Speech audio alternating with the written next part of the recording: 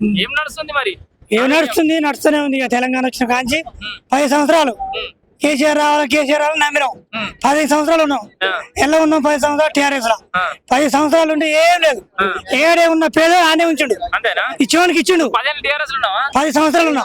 Double bedroom double bed ఏం bedroom రాలే. ఊరు కట్టిండు, ఊరికి మొత్తం బొందరగడ కట్టిండు. మత సాధన లెక్క మొత్తం బొందరగడ కట్టిండు. పేదలను తీసుకుని ఆ బొందలేసాడు. ఏం లేదు.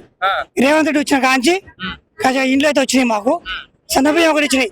ఇంతకుముందు ఆ 10 సంవత్సరాలలో దొడ్డు బియ్యం తెచ్చుకొని తిండే కుక్కలు కొండి పెట్టాం. మీ జంగాల మా కుక్కలు ఉంటాయి, మీ జంగాల మా కుక్కలు ఉంటాయి. ఆ రేషన్ బియ్యం తెచ్చి కుక్కలు కొండి పెట్టాం. ఇప్పుడు సన్న బియ్యం రేవంత్ రెడ్డి వచ్చిన కాంచి సన్న బియ్యం వచ్చినాయి. ఇప్పుడు మంచిగా తింటున్నాం.